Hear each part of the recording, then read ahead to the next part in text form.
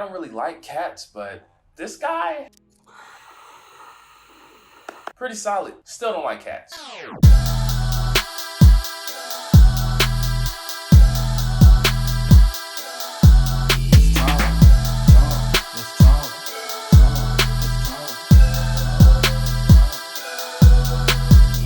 Welcome back. I'm Nicholas Alexander Burke, and let's talk Lightyear. Spoiler free, of course. This film is directed by Angus MacLane and stars Chris Evans as the Buzz Lightyear and features voice work from Kekepalmer, Taika Waititi, and more. Its synopsis reads, legendary space ranger Buzz Lightyear embarks on an intergalactic adventure alongside ambitious recruits Izzy, Mo, Darby, and his robot companion, Socks.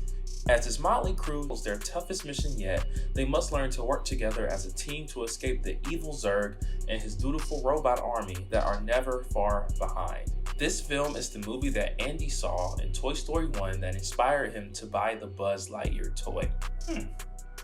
I thought it was cool. It's not a complex movie at all. It's just a straight to it movie.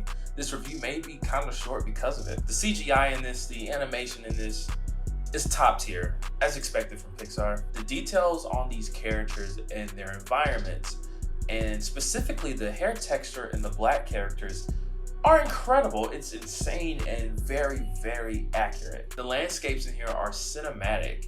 It looks so real. Space looks real. You can almost feel the grass and the dirt, and there are two shots of Buzz in this movie. One of him looking out a window as it rains, and the other of him outside at night. And the environmental work, the lighting, the aesthetic, it's like, I want these two shots I would want as a poster or like a laptop background. It was giving me almost Blade Runner 2047 type of vibes from these two shots. Is incredible. This movie is very lean. I had to use the restroom twice and I was scared to go because the movie was moving at such a fast pace that I thought I was going to miss out on something. But I did appreciate the very fast pace. It got straight to the point. I like Chris's Buzz. His Buzz is like Captain America if Captain America was just really, really stubborn. He gives the character a warmth and a familiarity. And it's very intelligent casting to put Chris Evans in this role because Buzz Lightyear is a character we already know. Captain America is a character that not only we know, but we recently know. Like he's in our heads today. So putting those two together really made sense for people to feel comfortable with this new voice for the character. And Buzz and Cap share a lot of similarities. The supporting characters are great too. But Socks the cat is the GOAT. He provides most of the humor in this film, but he's also integral to the plot of this film. He's given a lot to do in this movie, and I'm glad that he's more than just a cute robot. Kekepalmer as Izzy Hawthorne was also a really good standout. I love when she was on screen, and there's this very interesting thing that they do with her and Buzz when it comes to learning lessons from each other. Buzz may make a decision, or Izzy may make a decision, and then the other character will do the same thing in a different scenario, and it allows for them to look at each other and empathize with each other, sympathize with each other, and it really helps with the character development of both characters. Usually Pixar films, although aimed at kids, usually include some type of adult commentary, and I would say that this one was lacking that, and that's totally fine. Yes, there are lessons that you can take away from this, but they're more so like universal lessons that anybody, any age could relate to. But like I said, totally fine. It's a kid's movie. Alright, so I just have gotten back from seeing it a second time, this time with friends, and I want to say that when I say like kids are going to love this movie, I'm not saying that this movie is for kids or only enjoyable by kids. Anybody of any age, adult, child, teenager, whatever, they're going to like this film. Some people may love this film. I'm just saying that overall, I think more children are going to love this film than more adults, which is being proven by the reactions and reviews. I'm not saying that an adult won't like this. I'm not saying that this movie is specifically for kids. I'm just saying that I think more kids are going to enjoy this at a higher level than adults will.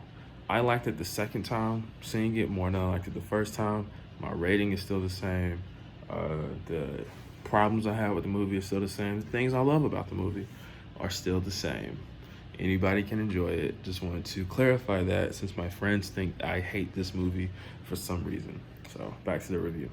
Now there's a twist in this movie, and I won't give it away, of course, but maybe it's just me, I could have had a long day, but when I see this twist happen, I sat there and thought about it for at least 2 minutes in real time, trying to figure out how does this twist logically work in this movie. And it does work, it checks out totally.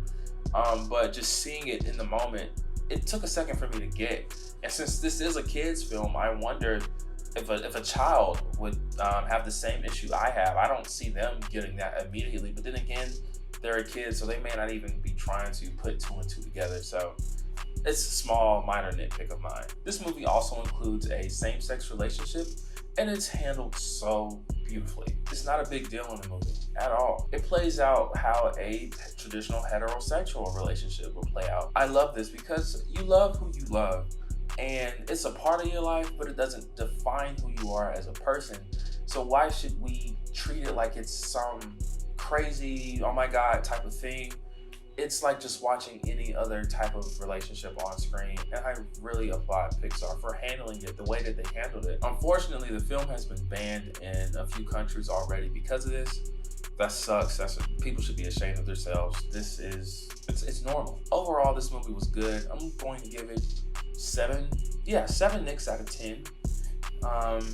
Plot was pretty straightforward. It wasn't too complex except for the twist in it.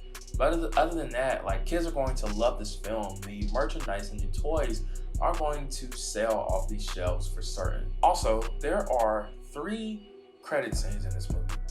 I'm telling you that because if I didn't watch a review of this before seeing it, I wouldn't have known. You get your traditional mid-credit scene, and then you have your traditional post-credit scene.